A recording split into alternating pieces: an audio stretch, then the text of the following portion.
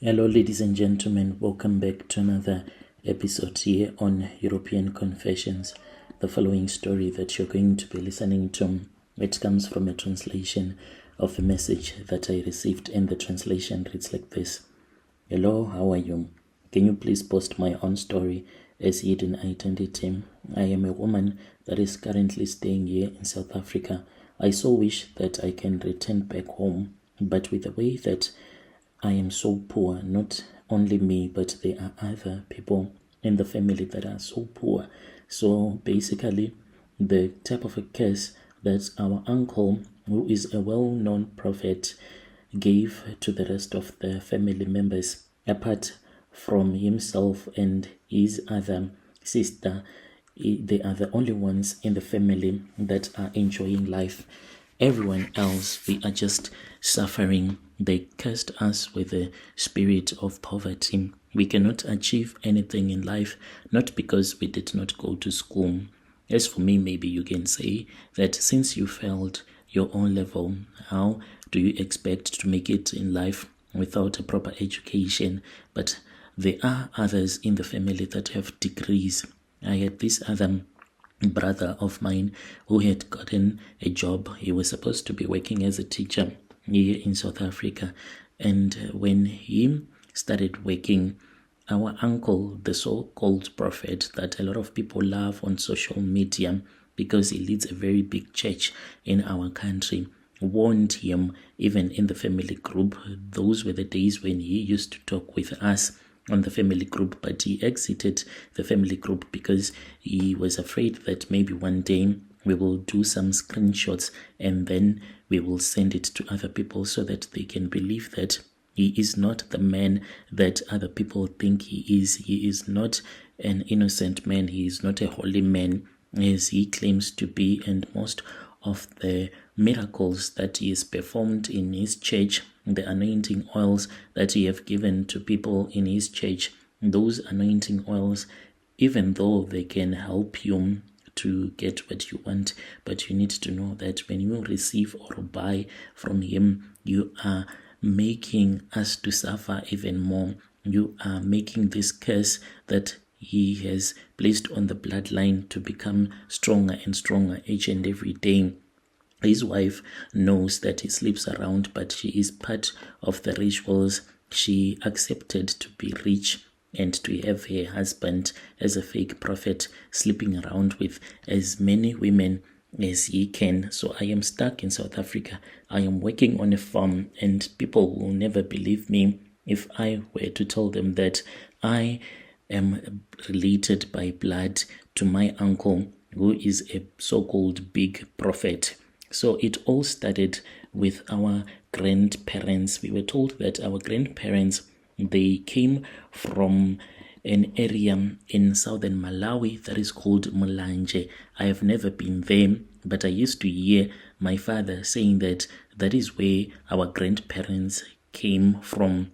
And my grandparents, both of them, they were traditional healers. So as they were working as traditional healers, then it then happened that there were too many people that were dying in the village, and my grandparents, they were accused of witchcraft, and they were accused of making people to become vampires, because there was one boy who was working for my grandparents, and he used to head their cattle, and then when they had an argument, a disagreement that happened between my grandfather and that boy that was working for him, that was when this boy just disappeared from the village. So he claimed that this boy had stolen some money and he had gone to Blantyre. And then that was when this boy appeared out of nowhere. He started chasing these other women that were trying to get some firewood, and then he was caught. When they caught him, he was claiming to be a vampire, and ever since he had disappeared for almost 2 months, he had been surviving on blood. He would come into the village and he would steal some livestock, even dogs. He claimed that he had been drinking the blood of the dogs that belonged to my grandfather's neighbors. So when he started accusing my grandfather, saying that my grandfather had cursed him and had made him to become a vampire, and he had said that you are going to be living in the forest for the rest of your life because you thought that you are clever.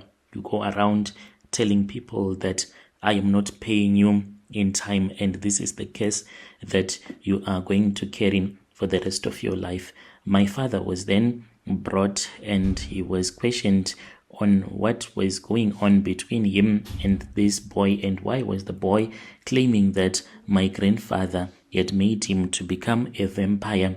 And indeed, there were dogs that had been missing in that village, as well as the livestock that belonged to my grandfather's neighbors. So my grandfather then refused, and another powerful traditional healer was brought, and then that was when he ran away because he was told to make an oath, but he refused to make that oath because he knew that he was not just a traditional healer, but he was a witch as well. Fast forward, my grandfather said that he followed the railway line from Blantyre and he ended up being in Harare, but on the outskirts of Harare. He was working in Marondera. He was working for this other white man. As he was working on that farm for that white man, the man then started to fire those people that would be against my grandfather, and all of a sudden he started treating my grandfather very well, and my grandfather was the only one that was allowed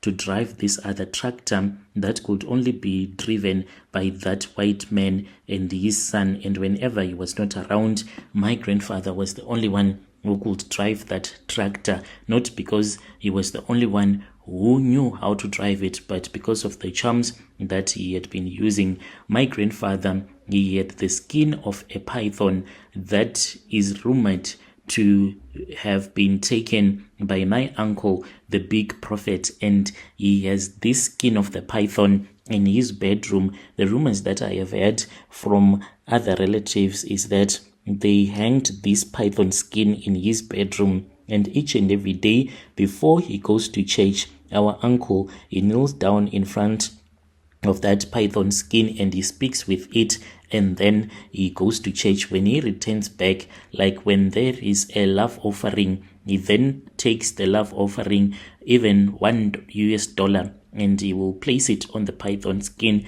making people to want to give him more and more.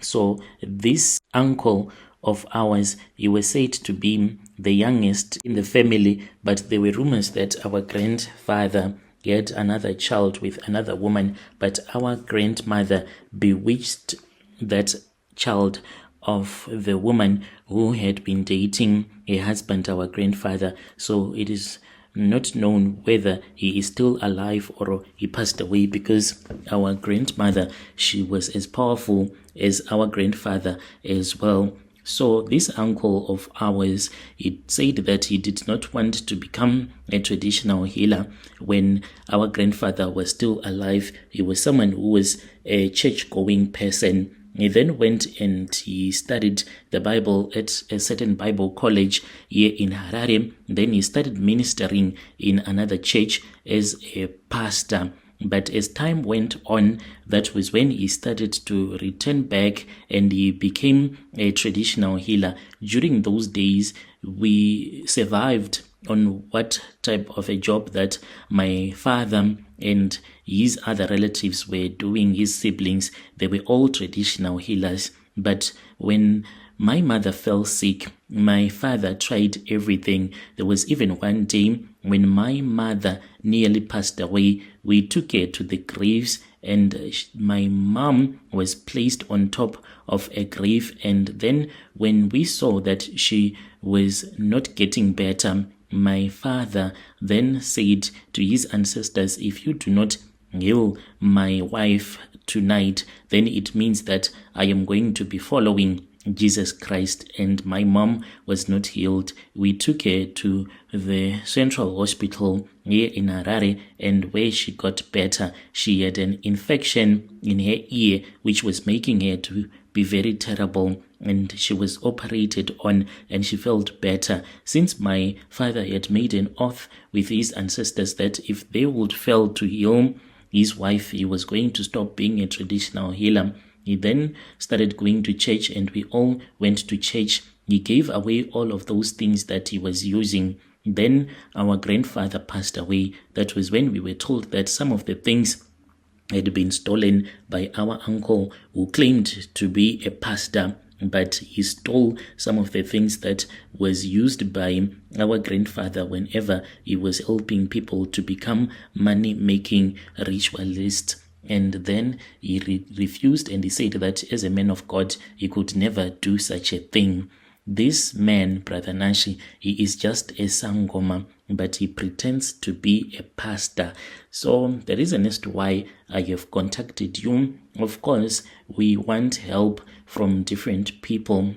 I want a sangoma that knows what they are doing, considering the fact that my grandfather, he made so many covenants with different spiritual entities, and those covenants, for them to be destroyed, they need to be a traditional healer who will assist us as a family. That traditional healer is supposed to be very powerful so that those covenants can be destroyed, especially the covenant of poverty that was brought into the family by our uncle, because before all of this, at least we could survive with our father being a traditional healer. But after he had given his life to church, following his little brother, our uncle, not knowing that our uncle, he was just a pastor in name, but he wanted to become famous, to start his own big church, to be rich. Later on, my father, he started complaining, and he said, "Oh, I made a mistake. I should have known that this is what he wanted to do when he used to tell me that there is a God in heaven and these ancestors, they are evil." For my father knew the day that he was going to die, for he had been sacrificed by his own young brother, our uncle. So after my father passed away, there was no one who could protect us. We kept on going to church. Even now, I still go to church, but it is very hard to fight against someone that cursed the entire generation, someone who is a blood ritualist.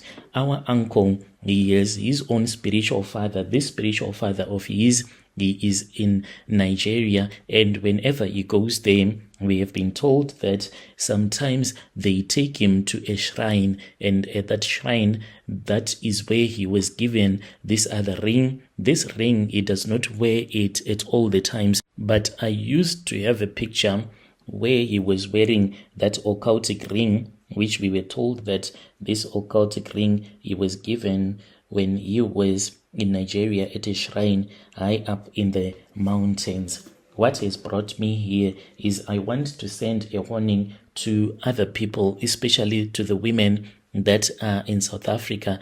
My uncle, he uses young women for his rituals. He has a vacation house here in South Africa, and he only comes here when he wants to perform those rituals. Usually he is alone. He leaves his wife back home. So there are people that I know that look for these young women. I know about one woman who passed away, whom he used to date. At that time, he was still in the family group. He even confirmed that he was dating a South African. We used to joke, saying that we were going to have a South African stepmother, and we did not know that he wanted to use her for rituals. This woman, she passed away. She collapsed when she had returned back to visit her parents in Eastern Cape. I still remember her very well. She died unexpectedly. She used to even talk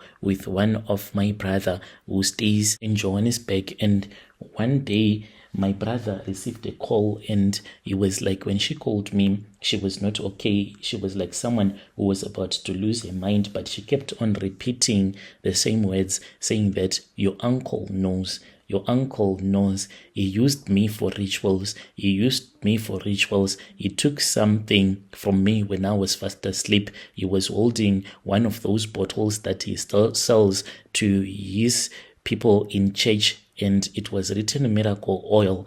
I was feeling exhausted, but I managed to open my eyes and I read what was written. on the bottle, and then I do not remember what happened afterwards, but she claimed that when she woke up, she was feeling so nervous and she was shaking.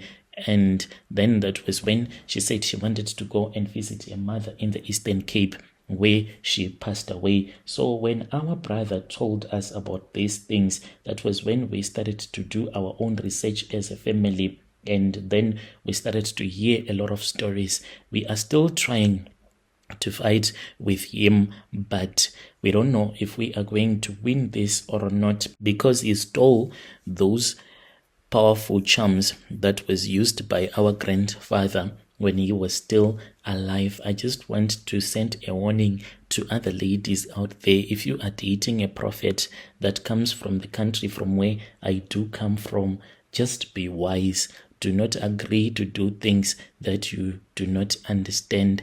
And my uncle, indeed, he is a mansion there in Johannesburg where he uses these women for ritual sacrifices. He does not kill them same time, but when they have left his house and when he would have returned back to them, then that woman will die, and he chooses the most beautiful ones, the most young and attractive, those ones that love money. Those are his victims, from what we have seen after we had done a research as a family. In the family, we are even afraid to point fingers at him because of the way that he is very powerful. Dear listeners, right there was a message that was sent to me by one of our sister. That was the translation of that message. Strange things indeed, they do happen in this world. Have you ever dated a prophet that comes from Zim? If you have ever dated one, can you come to my inbox and share with me the things that you have discovered when you were dating that prophet? Let us meet again in the following episode.